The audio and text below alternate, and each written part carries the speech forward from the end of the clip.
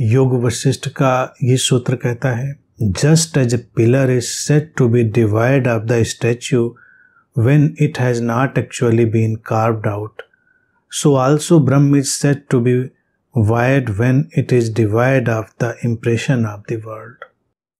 सूत्र कहता है, जिस प्रकार एक स्तंभ को मूर्ति से रहित कहा जाता है जब उसे वास्तव में तराशा नहीं जाता है, उसी प्रकार ब्रह्म को तब शून्य कहा जाता है जब वह दुनिया के संसार की छाप से रहित होता है।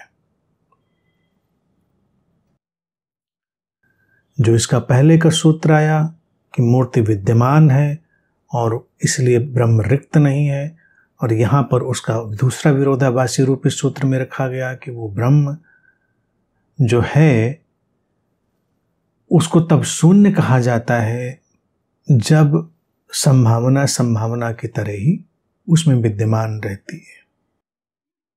संसार की जो छाप है, जो इम्प्रेशन है जगत का, वो अभी खोया हुआ है, उसको उभारा नहीं गया है, वो खोया है।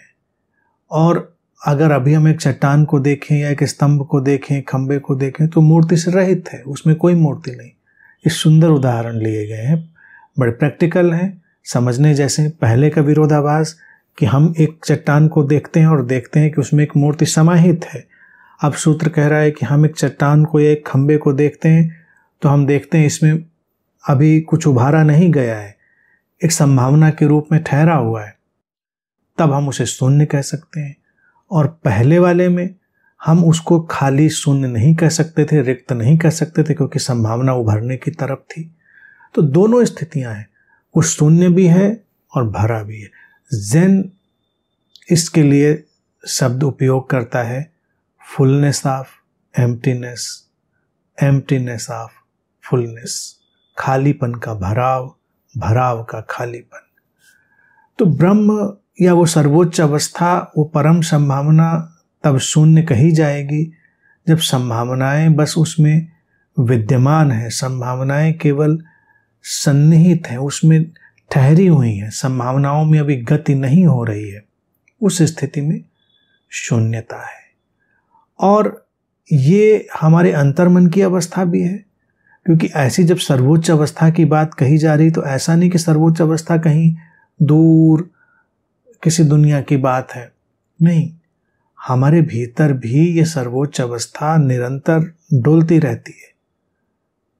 कभी अभिव्यक्ति पूरी तरह विलीन है तो शून्य मौन की तरह प्रकट हो जाता है, और कभी शून्य अभिव्यक्त होता है तो वो वाणी की तरह प्रकट हो जाता है।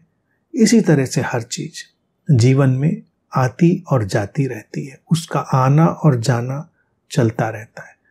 जब संभावनाएं स्थिर हैं, उनको हिलाया डुलाया नहीं गया है, वो शून्य है। एक खंबा, एक चट्टान जब बस अपनी जगह पर हैं, उनमें से अभी कुछ भी इंप्रेशन नहीं लिया गया है, उनसे कोई छाप पैदा नहीं करी गई है, उस शून्यता में, ठहराव में। इसीलिए इन दोनों अवस्थाओं के लिए हम साधक के लिए दो शब्द देते हैं, साक्षी और असाक्षी। साक्षी को हम जानते हैं, असाक्षी को नहीं जानते। यहाँ पर इस सूत्र में नॉन विटनेसिंग है, शून्यता ब्रह्म की स्थिति, नॉन विटनेसिंग की स्थिति। और पहले सूत्र में जब अभिव्यक्ति की संभावना झांक रही थी तब उस साक्षी की स्थिति थी, यानी कुछ ऐसा है जो प्रकट होगा, जिसका साक्षी हुआ जा सकता है, तो साक्षी है। वो अभिव्यक्ति की तरफ बढ़ती हुई यात्रा है, और ये अनभिव्यक्ति की तरफ बढ़ती हुई यात्रा है जब कुछ भी साक्षी होने के लिए नहीं है, यानी कुछ भी देखने के लिए नहीं है, कुछ भी अनुभव करने के लिए नहीं है, शून्यता है। तो इन दोनों के वर्तुल को जब मिलाएंगे तब एक फुल सर्कल बनेगा। वो अवस्था है, वही ज़ेन का खालीपन का भराव है, और भराव का खालीपन है। सुंदर है, विरोधाभासी है, लेकिन जीवन विरोधाभासों पर ही ठहरता है।